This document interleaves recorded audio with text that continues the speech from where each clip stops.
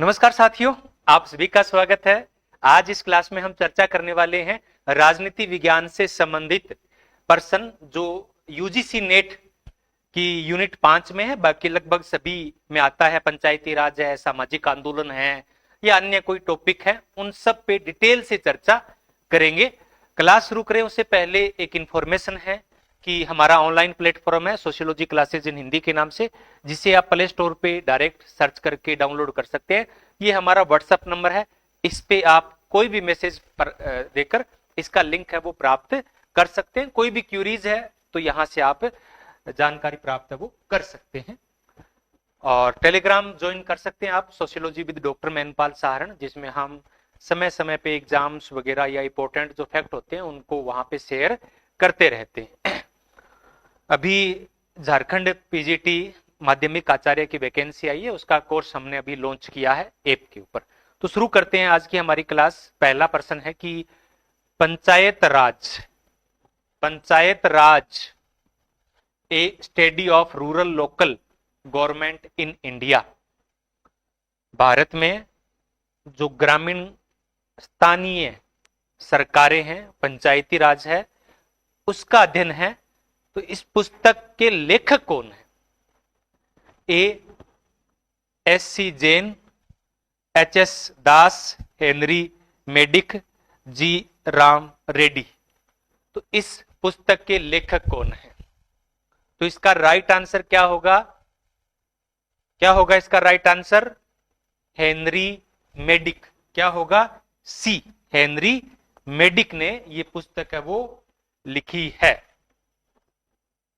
ये ब्रिटिश मानवशास्त्री थे और 1963 के अंदर इन्होंने ये पुस्तक लिखी थी, Panchayat Raj study of rural local government in India, जिसमें इन्होंने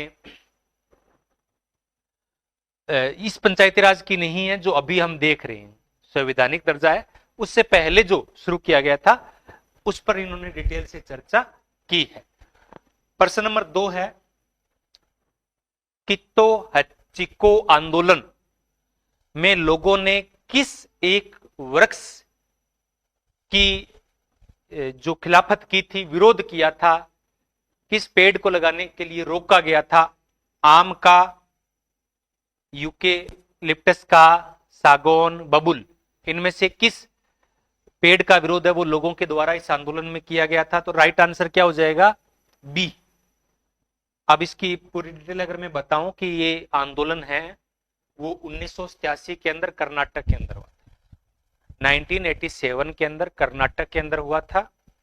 और इसमें बड़े पैमाने पे ये पेपर उद्योग के लिए पेड़ लगाए गए थे। लोगों ने इसे पर्यावरण के लिए हानिकारक माना और पारंपरिक जो पेड़ थे, वहां स्थानीय पेड़ पौधे थे, उनको लगाया।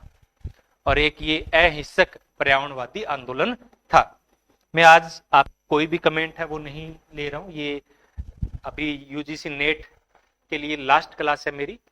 इसके बाद में बीपीएससी के लिए, झारखंड के लिए आरपीएससी स्कूल लेक्चरर और आरपीएससी सेकंड ग्रेड के लिए क्वेश्चन है वो शुरू करूंगा। अब ये जो है वो दोनों के लिए ही है, क्योंकि कॉमन टॉपिक है। कुछ पर्सन हो सकता है थोड़े से हाई लेवल के हो, नेट और एपी के लिए, असिस्टेंट प्रोफेसर के लिए। प्रश्न नंबर 3 है, व्यक्तिगत ही राजनीतिक है, व्यक्तिगत राजनीतिक है, यह कथन किस आंदोलन से संबंधित है?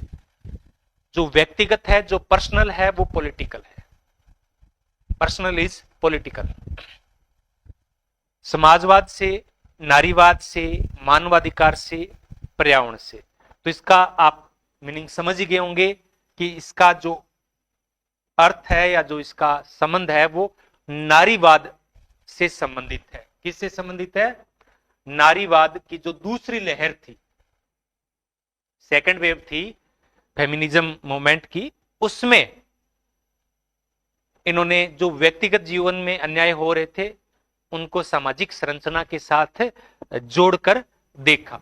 अब दूसरा जो नेक्स्ट क्वेश्चन है, प्रश्न नंबर 4, वो भी इसी से रिलेटेड है कि किस विचारक ने कहा कि personal is political, the personal is political. ये जो सेकंड वेव में एक बड़ा आधार वाक्य बन गया था।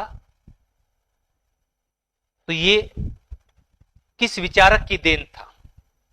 सिमोन द बुआ, मेरी वोस्टनक्राफ्ट, कैरोल हेनिस और बेटी फ्रीडन। तो ये क्या है? ये पहले के नाम है, सॉरी इसका संबंध है वो क्या है? सी से है, कैरोल हेनिस, सी, कैरोल हेनिस। तो 1969 के अंदर इन्होंने ये निबंध लिखा था, द पर्सनल इज पॉलिटिकल। और लेकिन इस नारे के साथ ही ये सेकंड वेव वो जोर शोर पे आई, जो हम रेडिकलवादी जिन्हें हम कह सकते हैं। ये इनका लेख है, हो सकता है ये नारा किसी और ने दिया हो, लेकिन इसको प्रसिद्धि दिलाने का कार्य वो इन्हीं के द्वारा किया गया है। आगे है, स्वायत्त महिला आंदोलन का विकास किस काल में हुआ? स्वायत्त यानी अपने लिए, किसी दूसरे से प्रेरित नहीं है, महिलाओं द्वारा खुद से प्रेरित, जिसे स्वायत्त महिला आंदोलन कहा जाता है। इसकी शुरुआत है वो किस दशक में हुई थी? किस दशक में इसकी शुरुआत हुई थी? तो ये भी है वो 1970 का दशक था। क्या था? 1970 का दशक था। तो ऑटोमनस स्वायत्त महिला आंदोलन 1970 के दशक में ये हुआ। ये राजनीतिक दलों से अलग था, इसीलिए इसको स्वायत्त कहा जाता है। तो जो महिलाओं को प्रॉब्लम्स का जिनका सामना करना पड़ता है, वो एक पितृत्वात्मक के तौर पे महिलाओं की एजुकेशन को लेकर है, घरेलू हिंसा को लेकर है, दहेज हत्या से संबंधित है, तो इन मामलों को लेकर ये आंदोलन है वो चला था। आगे है 6 नंबर, मद्रास में, अब तो चेन्नई हो गया है मद्रास का नाम, मद्रास में 1918 में प्रथम ट्रेड यूनियन की स्थापना किसके द्वारा की गई थी? तो भारत के अंदर जो प्रथम मजदूर संघ ट्रेड यूनियन की स्थापना है वो 1918 में होती है, मद्रास के अंदर होती है, जिसे हम चेन्नई बोलते हैं। अब प्रश्न है कि किसके द्वारा ये किया गया था? तो हम ट्रेड यूनियन के जनक के तौर पे वीपी वाडिया को जानते हैं। किनको जानते हैं? वीपी वाडिया को जानते हैं। तो इनके प्रयासों से पहला संगठित मजदूर यूनियन बनी और पहला संगठित मजदूर आंदोलन की शुरुआत हुई। इससे 18 में ही लगभग अहमदाबाद के अंदर गांधी जी ने टेक्सटाइल जो लेबर एसोसिएशन थे वहां पे भी आंदोलन किया था। प्रश्न नंबर 7 है, वुड्रो विल्सन ने नौकरशाही, ये ब्यूरोक्रेसी से संबंधित प्रश्न है, थोड़ा हो सकता है कि पीजीटी लेवल से थोड़ा सा ऊपर हो, लेकिन ऐसे ज्यादा प्रश्न नहीं है, 2-4 ही है। वुड्रो विल्सन ने नौकरशाही को किससे तुलना करते हुए इसे राजनीति से अलग रखने की वकालत की? तो ब्यूरोक्रेसी को किससे अलग रखने का प्रयास है वो किया है। तो ब्यूरोक्रेसी सैन्य व्यवस्था में है, शिक्षा में है, न्यायपालिका में है। तो इन्होंने किया था काउंटर गणना हाउस की विधियों से नौकरशाही की तुलना की थी और इनको अलग रखने का प्रयास है वो इनके द्वारा किया गया था। द स्टडी ऑफ, इनकी पुस्तक है, ये महत्वपूर्ण है, the study of administration, study of administration 1887 के अंदर। तो इसमें उन्होंने राजनीति को नौकरशाही से अलग रखने की वकालत की थी। आगे है 8 नंबर, निम्न में से कौन सा रेशनल या लीगल वेद तार्किक संगठन का उदाहरण नहीं है? तो मैक्स वेबर ने जो रेशनल लीगल या वेद तार्किकता की बात की है, तो उसमें वेदता भी होती है और लॉजिक भी होता है, लीगल भी होता है और रेशनल भी होता है। तो किसकी बात इन्होंने नहीं की? पंचायतों में होता है, पंचायतों के पास, सॉरी नौकरशाही के पास में होता है, नौकरशाही के पास एक सबसे अच्छा एग्जाम्पल ही नौकरशाही को इन्होंने माना था रेशनल लीगल ऑर्गेनाइजेशन का। कॉर्पोरेट संगठन में भी होता है, पंचायतों में नहीं होता है, क्योंकि यहां पे पंचायतों से तात्पर्य मेरे हिसाब से कुछ भी हो सकता है, ग्राम पंचायत हो सकती है, जाति पंचायत हो सकती है, पहले भी पंचायतें हुआ करती थी, तो वो परंपरागत आधार पर पंच आयत, 5 लोगों की आयत, लोगों का समूह है, पंचायत हो जाता है। तो वो पारंपरिक हो सकता है, वो लॉजिकल हो, कोई जरूरी नहीं है, ट्रेडिशन के आधार पर भी वो चीजें हो सकती है। आगे है 9 नंबर, टी के ओमन ने जनजातियों की पहचान को किस प्रमुख अवधारणा के माध्यम से समझाया? टी के ओमन ने जनजातियों की पहचान को किस अवधारणा के माध्यम से समझाया? तो टी के ओमन ने जनजातियों का भी अध्ययन किया है, इन्होंने स्त्रीकरण का भी अध्ययन किया है, इन्होंने जो आंदोलन है उनका भी अध्ययन किया है, सांप्रदायिकता का अध्ययन इनके द्वारा किया गया है। तो ये जो अवधारणा है वो है इनकी इनसाइडर और आउटसाइडर। जनजातियों को लेकर ये बड़ा होता है कि जनजाति लोग हैं या जनजातियों से बाहर के लोग हैं, तो इनसाइडर और आउटसाइडर के माध्यम से इन्होंने ये पहचान है वो की है, अवधारणा इन्होंने दी है।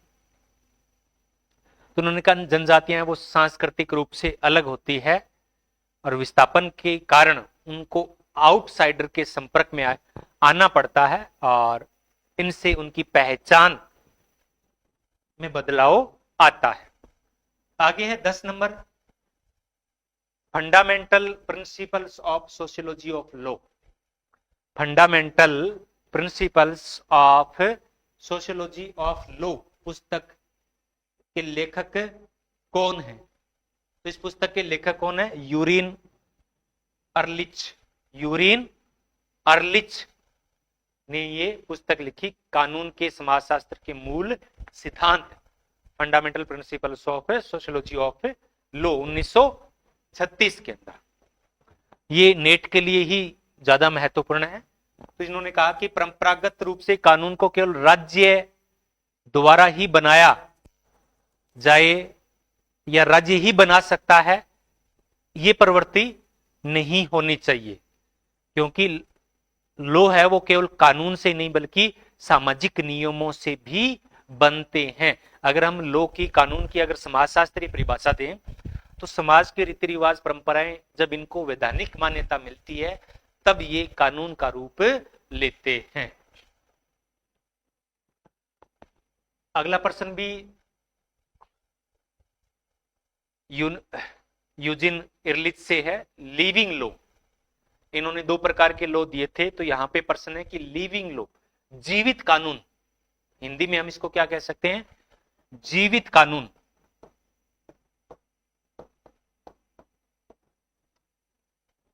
क्या है?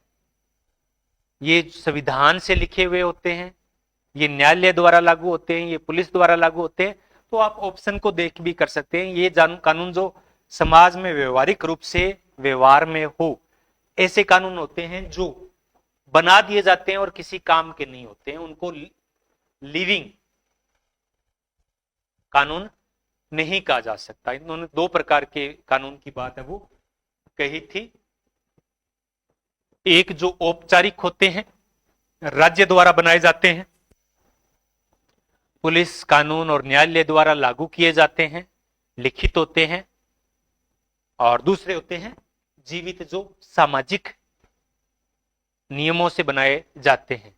तो उन्होंने इनकी वकालत की है कि कानून का केंद्र समाज है, न कि केवल राज्य। भी कानून है वो समाज के लिए बनते हैं, राज्य के लिए नहीं बनते हैं। ये कथन भी इरलिच का है, तो आप नोट कर लीजिएगा, हो सकता है परीक्षा में पूछ लिया जाए।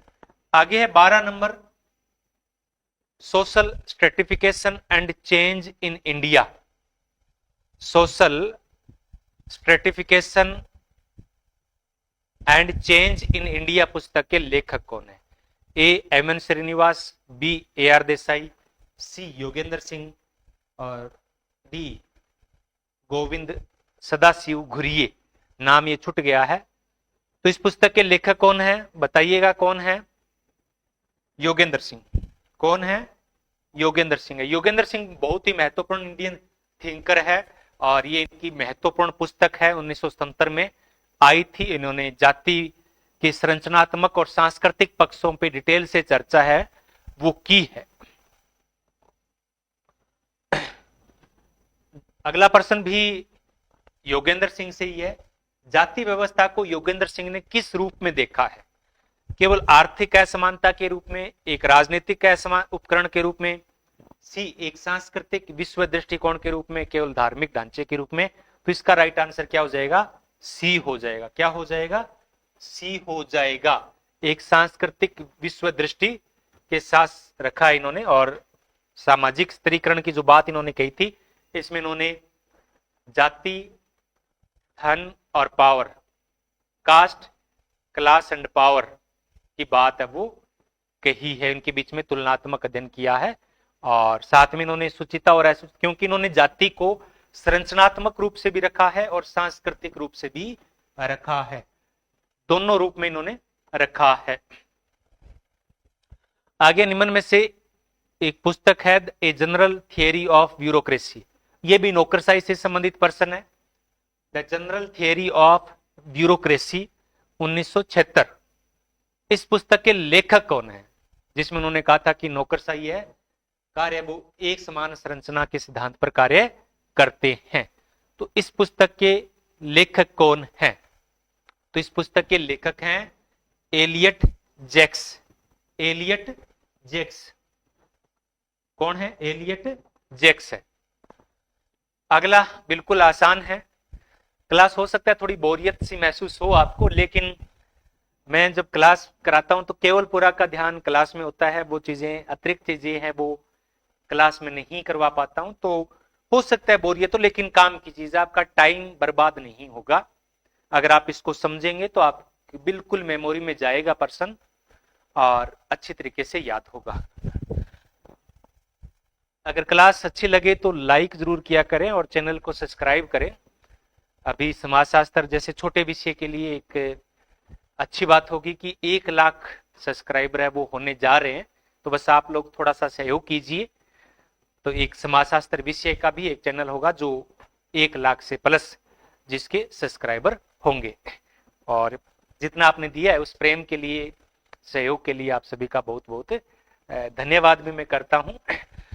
आगे है 15 नंबर, भूदान आंदोलन किसके द्वारा और कब शुरू किया गया? तो ये तो बहुत पुराना हो गया। भूदान आंदोलन है वो आचार्य विनोबा भावे द्वारा 1951 में आंध्र प्रदेश के, जो अब तेलंगाना हो गया है, पहले आंध्र प्रदेश था अब तेलंगाना में आ गया है, वो किया था। और ये जो गांव था उस गांव का नाम है पोचपल्ली गांव। क्या है? पोचपल्ली गांव से ये आंदोलन की शुरुआत है वो होती है। 16 नंबर है Panchayati Raj system and rural development. Panchayati Raj system and rural development. अब देखो ये पंचायती राज पे मैंने सर्च करने का प्रयास किया तो बहुत सारी पुस्तकें थी। तो अब बहुत सारी पुस्तकें, उनको अब हम सबको याद तो नहीं रख सकते, खिचड़ी हो जाएगी। तो कुछ 3-4 पुस्तक जो रिपोर्ट लगी मुझे, मैंने वो पुस्तक है वो यहाँ पे ली। Panchayati Raj system and rural development पुस्तक के लेखक कौन है? कौन है? G Ram Reddy, Henry Maddick, Iqbal Mohammad, H S. Das. तो कौन है? सी इकबाल मोहम्मद, आई मोहम्मद के द्वारा ये पुस्तक है वो 2011 में लिखी गई है। कब लिखी गई है? 2011 में लिखी गई है। और इसमें इन्होंने एक बात जोर दी कि बिना आर्थिक सशक्तिकरण के पंचायती राज सक्सेसफुल नहीं हो सकता। 2 शर्तें कही कि एक तो व्यापक जन सहभागिता होनी चाहिए और दूसरा आर्थिक रूप से पंचायतों को सशक्त करना होगा। आगे है 17 number, from government to governance. From government to governance पुस्तक के लेखक कौन हैं? इस पुस्तक के लेखक कौन हैं? अमर्त्य सेन, कुलदीप माथुर, जी राम रेड्डी, एम एन श्रीनिवास। तो कौन है इस पुस्तक के लेखक? इस पुस्तक के लेखक हैं कुलदीप माथुर। कौन है? कुलदीप माथुर की पुस्तक है ये। पूरा नाम है from government to governance, a brief survey of the Indian experience. तो ये 2008 में पुस्तक है वो लिखी गई है। कब लिखी गई थी? 2008 के अंदर। तो ये आप नोट कर लीजिए, क्योंकि कई बार यहां से पुस्तकों का क्रम है वो पूछ लिया जाता है। आगे है 18 नंबर की, भारत में जाति और वर्ग के बीच संबंध को किसने ओवरलैपिंग कहा? ओवरलैप एक दूसरे को है, यानी इनको जाति और वर्ग को एक दूसरे से पृथक नहीं किया जा सकता, अलग अलग नहीं किया जा सकता। किसने कहा? योगेंद्र सिंह ने। किसने कहा? योगेंद्र सिंह ने। तो योगेंद्र सिंह का मानना है कि वर्ग की अवधारणा सभी समाजों में समान रूप से होती है और जाति और ये एक दूसरे से ओवरलैपिंग है, इनको एक दूसरे से अलग नहीं किया जा सकता। आगे 19 नंबर है रॉबर्ट सी स्टोन। रॉबर्ट सी स्टोन के अनुसार निम्न में से कौन सी विशेषता नौकरशाही की है? नौकरशाही की कौन सी विशेषता है वो रॉबर्ट सी स्टोन के द्वारा बताई गई है? तो अब इनमें देखो, अगर बात करोगे आप लचीलापन, लाभ की, उद्यमशीलता की, तो ये एक जैसे ऑप्शन है, ए, सी और डी, ए, बी और सी। ये जो है ना, ये थोड़ा अलग है। कठोर नियम और रेड टेप ये अलग है। तो यही इन्होंने बताया कि नौकरशाही संगठनों की विशेषता रेड टेप, अत्यधिक औपचारिक, कठोर नियम, ये सांस्कृतिक लक्ष्यों पे जोर नहीं देती है नौकरशाही, ये संस्थागत साधनों पे जोर देती है। जो साधन होते हैं नौकरशाही काम तरीके से होगा लेकिन काम नहीं होगा, लक्ष्य नहीं, साधन इंपॉर्टेंट हो जाते हैं मर्टन के हिसाब से। 20 नंबर है लुंडविंग जॉन मिजेज। ये भी एक टिपिकल क्वेश्चन है जो नेट के हिसाब से, बाकी के लिए नहीं है। अब धीरे धीरे इजी क्वेश्चन भी आने लग जाएंगे। लुंडविंग वॉन मिजेज के अनुसार किस परिस्थिति में लाभ प्रबंध जो मैनेजमेंट है, प्रॉफिट मैनेजमेंट सबसे उपयुक्त है? जब कानूनों का पालन कराना हो, जब सेवाओं का मूल्यांकन लाभ और हानि द्वारा किया जा सके, जब नौकरशाही विफल हो, डी जब लोकतंत्र अस्थिर हो। तो क्या होगा? बी होगा जब लाभ हानि। तो प्रॉफिट तो लाभ हानि को देखकर किया जाएगा, तभी पता चलेगा। आगे है वह समिति, अब आसान है, वह समिति जिसने सबसे पहले पंचायती राज संस्थानों को संवैधानिक दर्जा देने की सिफारिश की। आसान है लेकिन मात खा सकते हो आप। आंसर सोच समझकर इसका आंसर दीजिएगा। यह समिति सबसे पहले पंचायती राज संस्थानों को संवैधानिक दर्जा सिफारिश की थी। तो देखो, पंचायती राज को लेकर जो पहली कमेटी बनी थी वो बलवंत राय मेहता समिति बनी थी। कौन सी बनी थी? बलवंत राय मेहता समिति बनी थी। लेकिन यहां पर प्रश्न पूछा जा रहा है कि संवैधानिक दर्जे को लेकर, तो संवैधानिक दर्जा देने की सिफारिश की थी, वो की थी एम.एल. सिंघवी समिति ने। किसने की थी? एम.एल. सिंघवी समिति ने पंचायती राज को 1985 में संवैधानिक दर्जा देने की सिफारिश की थी। ये 1957 के अंदर था, ये 1977 के अंदर था। तो अशोक मेहता समिति, इसने त्रिस्तरीय पंचायती राज की बात की थी, बलवंत राय मेहता समिति ने, और अशोक मेहता समिति ने 2 स्तरीय पंचायती राज की बात है वो कही है।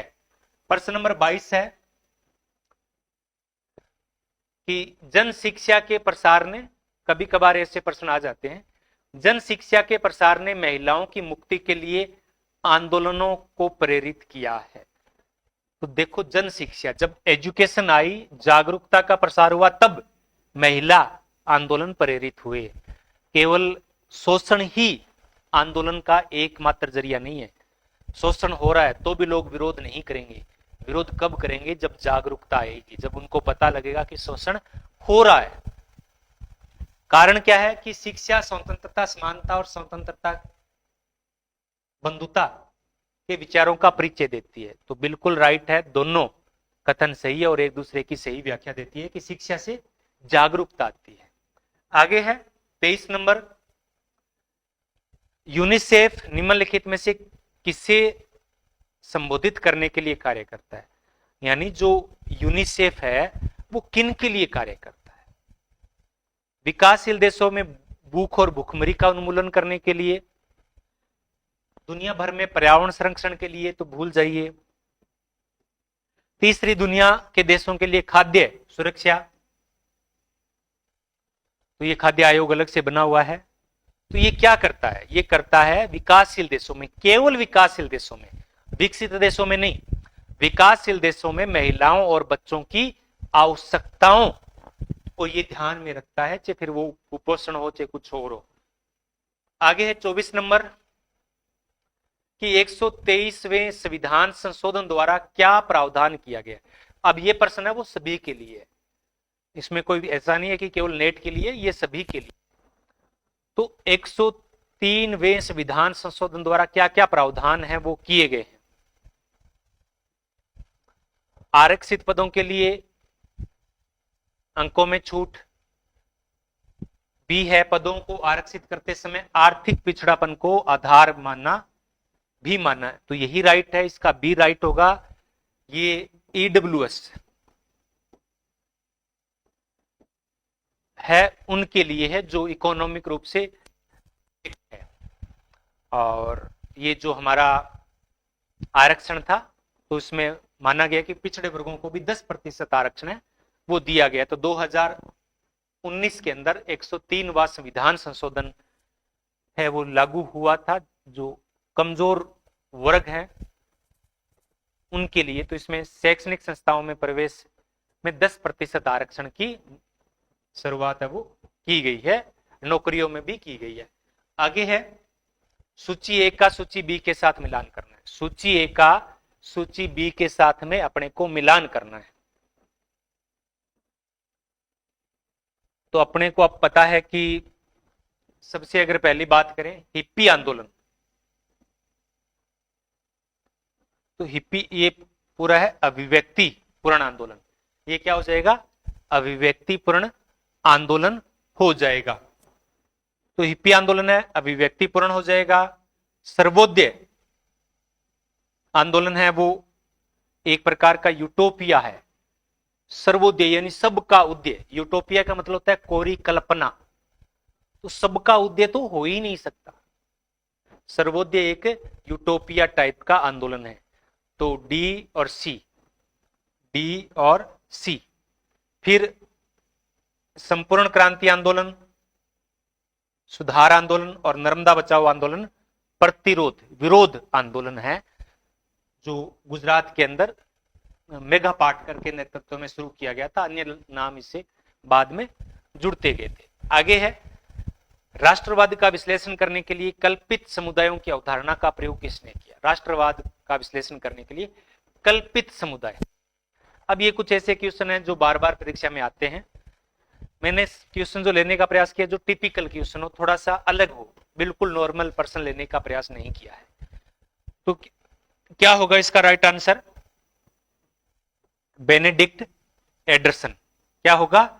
बेनेडिक्ट एंडरसन होगा। तो इन्होंने इमेजिनेटेड कम्युनिटीज 1983 में ये कल्पित समुदाय की अवधारणा है वो दी थी। तो यह क्या है? राष्ट्र को सामाजिक रूप से निर्मित समुदाय बनाते हैं, और इसमें उन्होंने प्रभुता और जो समिति है दोनों के रूप में इसकी परिकल्पना है वो की है। तो कल्पित है जो लोगों की अपने राष्ट्र के प्रति जो भावनाएं हैं वो अभिव्यंजनात्मक रूप से अति के रूप में है। आगे 27 नंबर, निम्नलिखित में से किस गैर सरकारी संगठन की स्थापना भारत के जलवाहक द्वारा की गई थी? भारत का जलवाहक कौन है, इस पे भी चर्चा करेंगे। तो किसने की थी? ये तरुण भगत संघ। क्या है इसका? तरुण भगत संघ। है तो भारत राजेंद्र सिंह को हम भारत का है, जो राजस्थान के अलवर के अंदर इन्होंने सरिस्का अभ्यारण्य के अंदर पानी संरक्षण के लिए काफी कार्य किया था। और इसकी शुरू जो एनजीओ है इसकी शुरू है वो स्थापना 1975 को हुई थी। कब हुई थी? 1975 को हुई थी। और अब ये नौकरशाही के विरुद्ध भी कार्य कर रहा है। आगे है आईसीटी का पूरा नाम क्या है? बहुत आसान है। आईसीटी आईसीटी हम बार बार यूज करते रहते हैं। आईसीटी आईसीटी आई का मतलब इंफॉर्मेशन, सी का कम्युनिकेशन, टी का technology. Information and communication technology, सूचना एवं संचार प्रौद्योगिकी, सी इसका राइट आंसर हो जाएगा। आगे किस वर्ष the narcotics drugs of and psychotropic substance act अधिनियम पारित किया गया था? इसको शॉर्ट में बोलते हैं NDPS।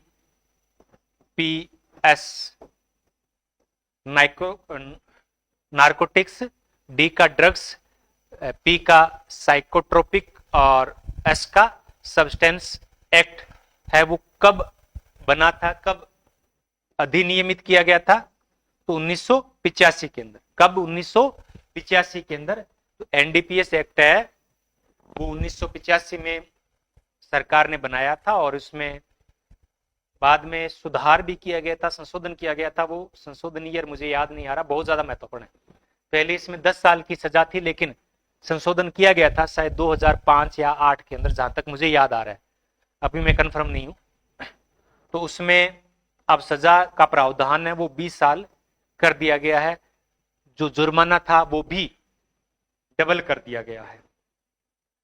आगे 30 नंबर,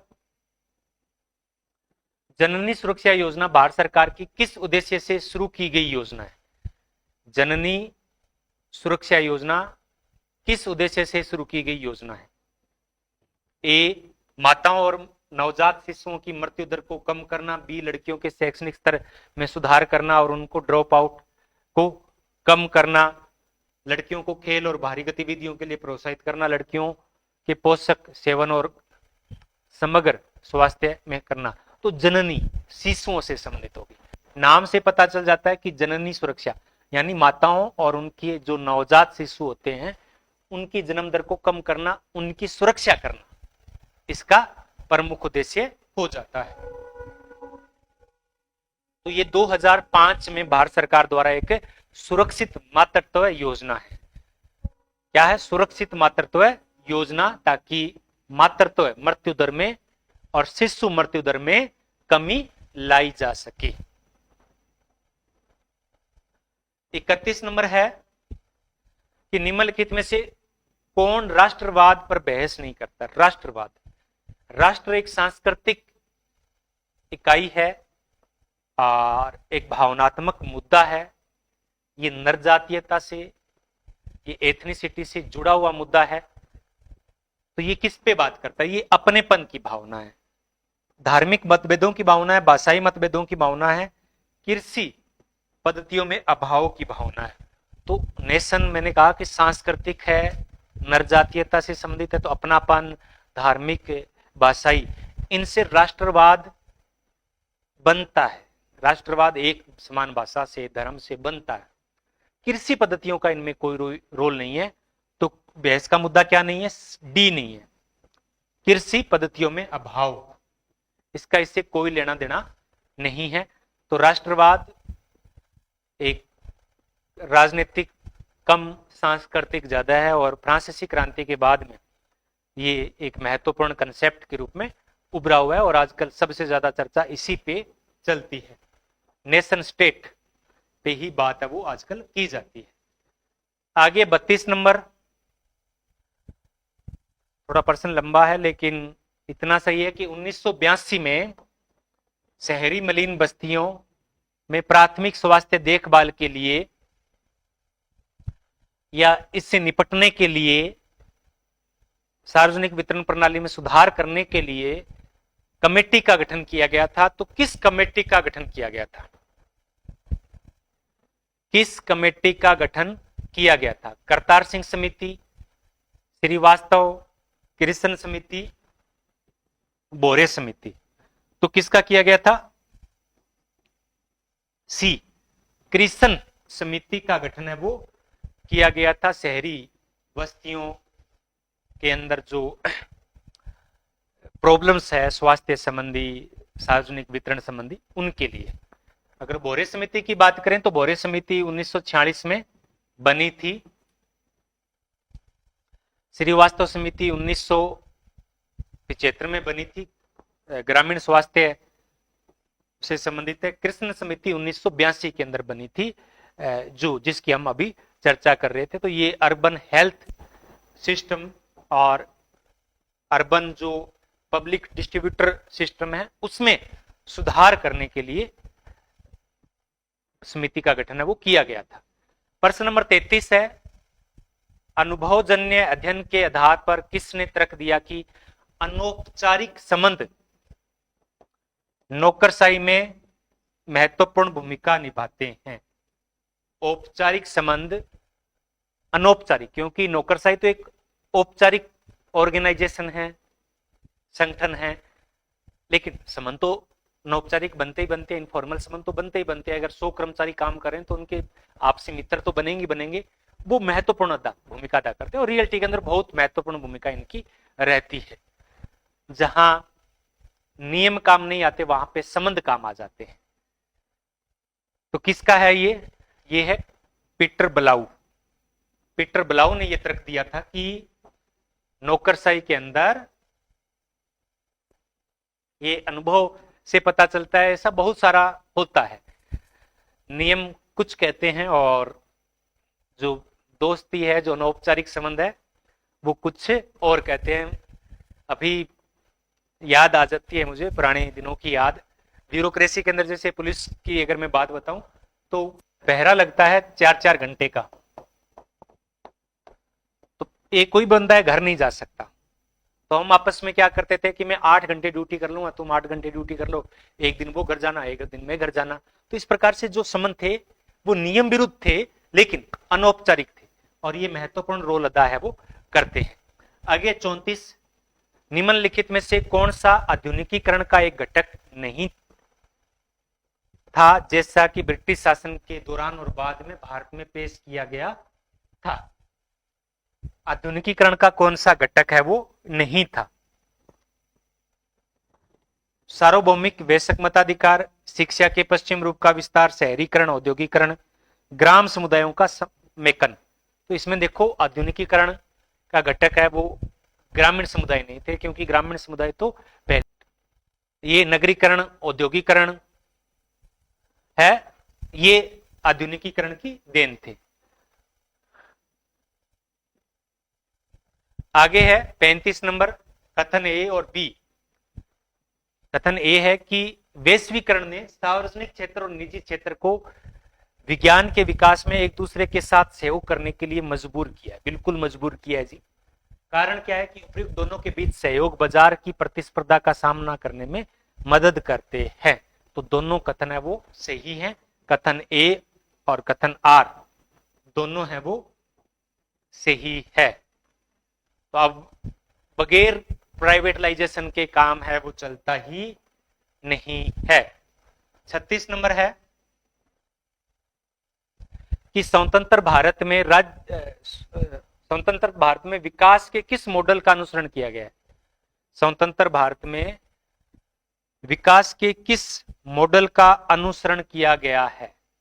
तो ये तो आसान सा है, हमें सभी को पता ही होगा। आपको किसका किया गया है? भारत ने आजादी के बाद मिश्रित अर्थव्यवस्था, जो कि पूंजीवादी और समाजवादी मॉडल का एक मिश्रित रूप है, सार्वजनिक और निजी क्षेत्र का एक मिश्रित रूप है। हाँ, धीरे धीरे भारतीय अर्थव्यवस्था है वो मिश्रित है अभी, लेकिन धीरे धीरे हम पूंजीवाद की तरफ, सार्वजनिक की बजाय अगर हम आजादी के बाद का विश्लेषण करें तो हम सार्वजनिक से धीरे धीरे निजी क्षेत्र की ओर चल रहे हैं। आगे है 37 नंबर, भारत में विविधता के स्रोतों में शामिल है। भारत कहते हैं कि भारत एक विविधताओं का देश है, बहुलवादी समाज है भारतीय समाज, यहाँ विविधता में एकता है। तो ये विविधता किसको लेकर है और किसको लेकर नहीं है, किसको लेकर है और किसको लेकर नहीं है। तो जातीय मूल यानी भारत के अंदर प्रजातियां बहुत सारी है, जातियां बहुत सारी है, धर्म बहुत सारे हैं, भाषाएं बहुत सारे हैं। तो ऑप्शन आ जाएगा ए बी सी और D, A B C D option. इसमें किसी में जोड़ दें हम ए बी सी डी, तो चारों के चारों है वो बातों को लेकर भारत में विविधता है वो पाई जाती है।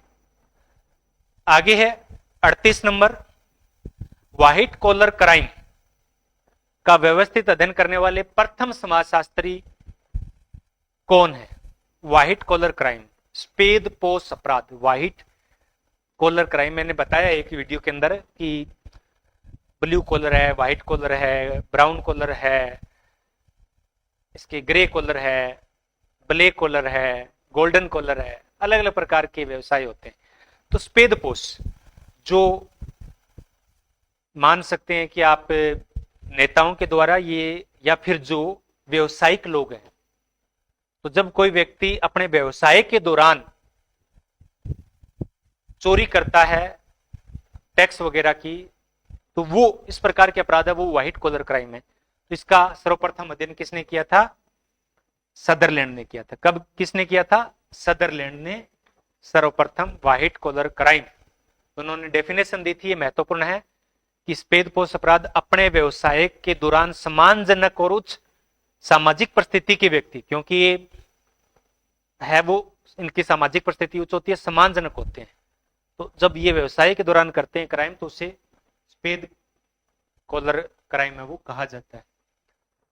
39 नंबर है, निम्नलिखित में से कौन एक राज्य का अनिवार्य गुण नहीं है। निम्नलिखित में से कौन एक राज्य का अनिवार्य गुण नहीं है। राज्य के 4 गुण होते हैं, उनमें से 4 हैं, लेकिन इनमें से एक नहीं है। कौन सा नहीं, आपको पता चल ही गया होगा। 39, नागरिक समाज। 4 तत्व कौन कौन से होते हैं जिनसे मिलकर राज्य का निर्माण होता है। हम राज्य जो हमारे स्टेट की बात करते हैं, तो हमारा स्टेट क्या है, अगर राजनीतिक में आ जाए, मैं आपको 4 ऑप्शन देता हूं कि स्टेट कौन है। निम्नलिखित में स्टेट बताइए, या मेरा प्रश्न है कि निम्नलिखित में से कौन सा स्टेट नहीं है या है। तो बिहार, उत्तर प्रदेश, मध्य प्रदेश, राजस्थान, भारत, तो इनमें से कौन सा स्टेट है, भारत स्टेट है। राजनीति भाषा में हमारा जो राज्य होते हैं ना, पंजाब, हरियाणा, राजस्थान, हिमाचल, जो भी है, उत्तर प्रदेश, मध्य प्रदेश, महाराष्ट्र, झारखंड, सब ये राज्य की श्रेणी नहीं आती। ये क्या है, ये प्रांत आते हैं पॉलिटिकल भाषा में। तो राज्य के लिए 4 चीजें हैं वो जरूरी होती है, सरकार होती है, क्षेत्र होता है, जनसंख्या होती है। अब ये तो अपने जो हम जिनको बोलते हैं उनके पास भी होती है, उत्तर प्रदेश की सरकार भी है, क्षेत्र भी है, जनसंख्या। लेकिन एक जो चीज होती है वो सबसे महत्वपूर्ण है, वो है संप्रभुता। वो है संप्रभुता, निर्णय लेने की अंतिम क्षमता जिसके पास होती है, जिस सरकार के पास होती है, वही राज्य का निर्माण करता है। आगे है 40 नंबर, निम्नलिखित में से कौन बेबेरियन नौकरशाही की विशेषता नहीं है। नौकरशाही का सबसे जो विस्तृत वर्णन किया था वो मैक्स वेबर ने कहा था, और इसे हम बेबेरियन मॉडल के नाम से जानते हैं। तो इन्होंने विशेषता बताई थी, तो कौन सी विशेषता मैक्स वेबर के द्वारा नहीं बताई गई थी। तो इन्होंने विशेषज्ञता, पदानुक्रम, तकनीकी योग्यता, ये विशेषताएं बताई है, लेकिन आरक्षण की बात है वो इनके द्वारा नहीं की गई है। कौन कौन सी विशेषता बताई थी इन्होंने, नौकरशाही का जो आदर्श प्रारूप दिया था, आइडियल टाइप्स दिया था, पदानुक्रम, विशेषज्ञता, नियमों का शासन, तकनीकी योग्यता, औपचारिक संबंध, दस्तावेजीकरण, ये सब विशेषताएं इनके द्वारा बताई गई थी। आगे है सूची ए का सूची बी के साथ मिलान करना है। सूची ए का सूची बी के साथ में है वो मिलान करना है। तो मैक्स वेबर ने क्या लिखा था? भारत का धर्म, religion of India. Max weber की पुस्तक कौन सी है? रिलीजन ऑफ इंडिया, 1916-17 के अंदर है। तो एक का तीन, तो ए कट हो जाता है, डी कट हो जाता है, अपने पास दो ऑप्शन बचते हैं, बी और सी। आगे है गॉफमैन। गॉफमैन ने बातचीत अनुसरण किया था, ये हो जाएगा। गिडेंस ने राष्ट्र, राज्य और हिंसा की बात कही थी। डेविड हेल्ड ने लोकतंत्र के मॉडल की चर्चा की है। ये बहुत ही महत्वपूर्ण प्रश्न है। ऐसा भी आ सकता है कि लोकतंत्र के मॉडल की बात किसने कही? तो डेविड हेल्ड ने की थी। तो राइट आंसर क्या हो जाएगा? सी हो जाएगा। राइट आंसर क्या होगा? सी इसका। ठीक है, तो max weber, religion of India 1916, Goffman interaction ritual में ये बात है वो कही थी, श्रवण की, अनुभव की, the nature of difference and कई इनकी पुस्तकें हैं। गिडेंस ने राष्ट्र, राज्य और हिंसा 1981 में आधुनिक राष्ट्र की बात इन्होंने कही थी, और डेविड हेल्ड ने लोकतंत्र के मॉडल की बात है वो कही है। आगे है 42 नंबर, प्रसिद्ध पर्यावरण एनजीओ तरुण भारत संघ की स्थापना किसके द्वारा की गई थी? सॉरी, ये क्वेश्चन है वो रिपीट हो चुका है, हमने इस पे चर्चा की थी। किनके द्वारा की गई थी? राजेंद्र सिंह के द्वारा। किनके द्वारा की गई थी? राजेंद्र सिंह के द्वारा की गई थी। तो जिनको भारत का जल पुरुष भी कहा जाता है। आगे है 43 नंबर, दुनिया भर में शक्तिशाली वित्तीय संस्थाओं द्वारा नव उदारवाद थोपा गया है। इनमें से कौन सी संस्थाओं में से एक है नव उदारवाद थोपा गया है? तो इनमें से कौन सी संस्था है जो उदारवाद के नाम पे वित्तीय है वो प्रभार छोड़ती है और विकासशील देशों को अपना पिछलगू बनाती है? अंतरराष्ट्रीय श्रम संगठन नहीं है, संयुक्त राष्ट्र संघ नहीं है, ब्रिक्स नहीं है, तो क्या होगा? सी, इंटर अमेरिकन डेवलपमेंट बैंक। सी इसका राइट आंसर होगा कि inter American development bank, IDB। तो ये वैश्विक आर्थिक संस्था है जो बाजार इन पे जोर है वो देती है। आगे है 44 नंबर, भारत में वोट बैंक शब्द किसने गढ़ा? भारत में वोट बैंक का जो कंसेप्ट है वो किसने दिया था? ए, MN श्रीनिवास, बी, रजनी कोठारी, सी, गिरीश कुमार, डी, दीपांकर गुप्ता। तो किसने दिया? MN श्रीनिवास ने दिया। कई जगह रजनी कोठारी भी आता है, लेकिन ये किसने दिया? MN श्रीनिवास ने दिया।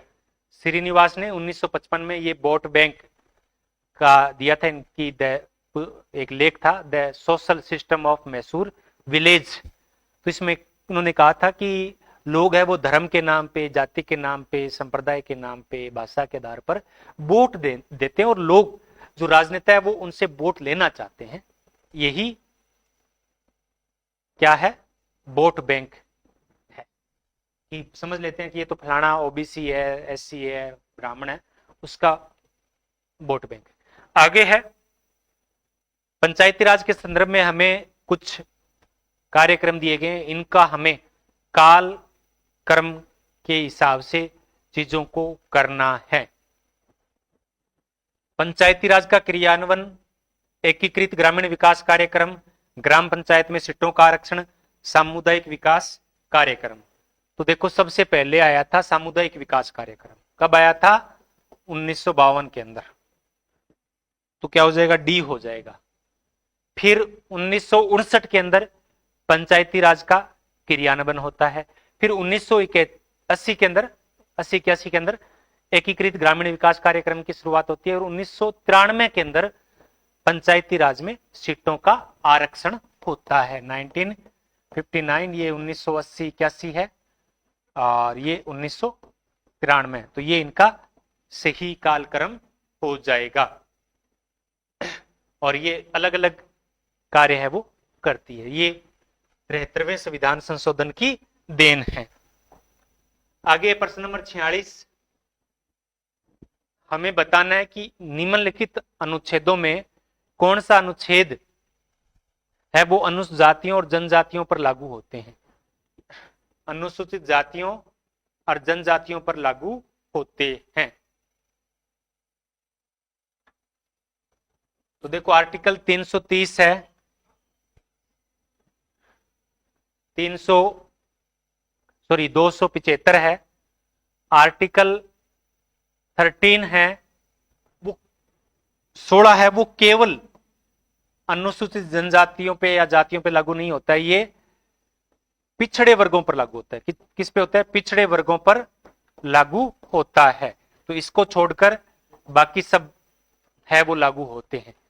आगे है 47 नंबर, निम्नलिखित में से कौन सामाजिक आंदोलन की विशेषताएं हैं। मैं आज कोई भी कमेंट है वो नहीं ले रहा हूं।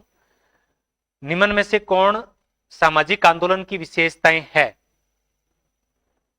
एक, सामूहिक व्यवहार है, लक्ष्यों के उन्मुख है, ये परिवर्तन ला सकता है या परिवर्तन का विरोध कर सकता है, ये भी सही है, ये भी सही है, ये भी सही है। आंदोलन का कारण हमेशा वास्तविक और ज्ञात होता है, ये कोई जरूरी नहीं है। आंदोलन केवल अभाव के कारण होता है, ये भी कोई जरूरी नहीं है। तो ए बी क्या हो जाएगा? ए बी और सी। तो सी इसका राइट आंसर है, ए बी सी। आगे है 48 नंबर, मुंडा और कोल जनजाति छोटा नागपुर से संबंधित है। बी, मुंडा और बिरसा मुंडा में कृष्णमयी नेता थे जिसमें 1894 में विद्रोह की घोषणा की थी। सी, जनजातीय मामलों के मंत्रालय को देने के लिए जनजातीय स्वतंत्रता सेनानियों के संग्रहालय की स्थापना आदिवासी लोगों द्वारा की गई थी। तो इनमें से कौन से दो कथन सही है और एक कथन सही नहीं है? पर सॉरी, इसमें तीनों के तीनों कथन सही है, ये भी सही है, ये सही है, ये सही है। तो क्या हो जाएगा? डी इसका राइट आंसर हो जाएगा। आगे है झारखंड आदिवासी समूह निम्नलिखित में से कौन सा है? तो अभी हम चर्चा ही कर रहे थे, झारखंड का जो प्रमुख जनजाति समूह है वो है मुंडा। क्या है? मुंडा यहां का प्रमुख है, आदिवासी समूह है। इसके अलावा यूजीसी नेट के अंदर जैसे कि अभी कामाख्या का मंदिर है असम के अंदर, वहां पे मेला भरा है आज। जगन्नाथ पुरी के अंदर जो रथ यात्रा है वो उसकी शुरुआत है वो अभी हुई है। तो ये प्रश्न भी महत्वपूर्ण हो जाते हैं। कल 26 जून को अंतर्राष्ट्रीय नशा मुक्त और तस्करी रोकने का दिवस था, जिसकी शुरुआत घोषणा 1987 में की गई थी। आगे 50 number, Yuganta the end of an approach पुस्तक के लेखक कौन है? A, David G Mandelbaum, GS Ghurye, Irawati Karve, Leela Dube. तो कौन है? इरावती कर्वे। कौन है? इरावती कर्वे। ये मराठी भाषा में इंडोलॉजी, भारत विद्या उपागम का प्रयोग करते हुए और ऐतिहासिक या जो पौराणिक पात्र हैं उनका प्रयोग करते हुए पुस्तक है वो लिखी गई है। 51 नंबर है, कथन ए है कि संविधान की प्रस्तावना सभी भारतीयों के बीच बंधुत्व फैलाने का प्रयास करती है। बिल्कुल सही है। भारतीय संविधान की प्रस्तावना में भारत के सभी नागरिकों को समानता और न्याय की गारंटी दी गई है। तो ए और दोनों सही है और एक दूसरे की सही व्याख्या भी करते हैं। 52 नंबर है कि मेघालय का एक आदिवासी समूह है। जयंतिया, अबोहर, ओगेस, कुकी। तो देखो कुकी तो अभी चल रहा है, मणिपुर के अंदर भी बात चल रहा है। कुकी कहां के हैं? ये ओंगे होंगे, ओंगे है वो अंडमान के अंदर है, अंडमान निकोबार के अंदर है। तो यहां पे क्या है? 3 पहाड़ियां हैं और तीनों पे गारो, खासी और जयंतिया गारो, खासी और जैंतिया, ये 3 जनजातियां हैं, 3 पहाड़ियां हैं।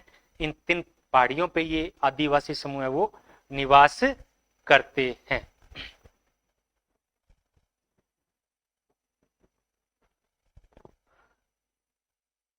अब इनको लेकर भी, पूर्वोत्तर भारत को लेकर भी प्रश्न है वो आ सकते हैं, बहुत सारे प्रश्न है वो बन सकते हैं। अभी मेतेई और कुकी के बीच में 2 साल हो गए लगभग चल रहा है, उनके बीच में झगड़ा है, तो वहां से भी प्रश्न है वो बन सकते हैं।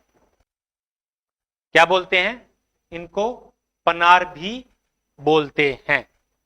53 नंबर है, निम्नलिखित में से किसने तमिलनाडु में स्वाभिमान आंदोलन शुरू किया? A V Ramaswami Naicker, B Jyotiba Phule, C Narayana Guru और डी गुरुजी गोलकर। तो ये रामास्वामी नायकर, जिन्हें पेरियार के नाम से भी जाना जाता है, इन्होंने तमिलनाडु के अंदर किया, ज्योतिबा फुले ने महाराष्ट्र के अंदर किया, नारायण गुरु ने केरल के अंदर इजावा जनजाति से संबंधित है ये जाति से, और गुरु गोलकर ने भी है वो महाराष्ट्र के अंदर आंदोलन है वो नेतृत्व किया था। तो 1925 में ये इनकी आंदोलन की शुरुआत है वो होती है। इन्होंने जाति व्यवस्था पे काफी विरोध है वो किया है, और आज भी वहां पे जो द्राविड़ राजनीति है, अभी जो पार्टी कर रही है करुणानिधि की थी मुद्रक, वो भी, और उनके बेटे भी हैं, अभी स्टालिन के बेटे हैं दयानिधि, वहां पे काफी ये चीजें हैं अभी भी उभर कर आ रही है, क्योंकि यहाँ पे जाति व्यवस्था बहुत चरम पे थी। नॉर्थ इंडिया के अंदर जाति के विरुद्ध बहुत बड़े आंदोलन नहीं हुए, लेकिन साउथ के अंदर बहुत हुए, क्योंकि साउथ में जातिगत भेदभाव बहुत ज्यादा थे, इस वजह से वहां पर आंदोलन भी ज्यादा हुए। तो ये तो आज की क्लास थी जो कंप्लीट होती है। 53 क्वेश्चन लिए हैं, अभी नेट का एग्जाम होने वाला है। अब क्लास का कोई ज्यादा बनता नहीं है, आप माइंड को फ्रेश कीजिए, कब किसी को जाना है, इस वजह से आगे क्लास है वो नहीं हो रही। अभी ये रैपिड फायर एमसीक्यू सीरीज है, तो उसमें मैंने लगभग 40-45 क्लास है वो लगाई है, और 1200-1300 क्वेश्चन मैंने करवाए हैं। 1500 का टारगेट था, लेकिन बीच में 10 दिन ऐसे आए जो काफी प्रॉब्लम भरे थे, उस दौरान क्लास है वो नहीं हो पाई थी, वरना ये 1600-1700 क्वेश्चन भी हो सकते थे। लेकिन जो भी अनुमान है कि 1200, किसी में लगभग 25 रखे हैं, कईयों में 50 क्वेश्चन भी रखे हैं, तो लगभग 1000 भी हो सकते हैं, मुझे अभी नहीं है। बीच था ये कि 1500 से ज्यादा करवाने का, लेकिन किसी कारण से नहीं हुआ। लेकिन मुझे उम्मीद है कि ये जो रैपिड फायर एमसीक्यू सीरीज कराई है, उससे बहुत सारे पर्सन हैं वो आपके एग्जाम में आएंगे, और जितना मैंने कंटेंट दिया है ऐप के अंदर, अगर उतना आप अच्छे तरीके से करते हैं, तो मैं दावे के साथ कह सकता हूं कि नेट कहीं नहीं जाने वाला, जेआरएफ भी निकल सकती है, श्योर निकल सकती है। पीएचडी तो हो ही जाएगा, पीएचडी का तो कोई इश्यू नहीं है। बस ये होता है कि आपने कितने प्रॉपर तरीके से इस चीज को ग्रहण किया है, क्योंकि हम बार बार क्वेश्चन रिपीट करते रहते हैं, फिर भी क्वेश्चन नहीं आ पाते हैं समझ में, या गलत हो जाते हैं, तो फिर उसमें हम कुछ नहीं कर सकते। तो आप सभी को एग्जाम के लिए शुभकामनाएं, बेस्ट ऑफ लक। और अब हम जो अन्य हमारे एग्जाम हैं, अभी आरपीसी स्कूल लेक्चरर है, झारखंड का है, बीपीएससी का है, यूपी पीजीटी का है, एमपी टेट का है, उत्तराखंड पीजीटी का है, यानी पीजीटी लेवल की तैयारी है वो 2 महीनों में हम करेंगे। क्योंकि अब मेरे लिए भी बड़ी एक दुविधा थी कि नेट को टारगेट करूं या पीजीटी लेवल को टारगेट करूं, क्योंकि इनके लेवल, प्रश्नों का जो लेवल है, इनमें काफी अंतर आ जाता है। फिर भी मैनेज करने की कोशिश की। तो आपके सहयोग और प्रेम के लिए साधुवाद, और आप मिलते हैं एक सिल्वर बटन के साथ। आपका सहयोग और प्रेम इसी प्रकार से बना रहे। धन्यवाद।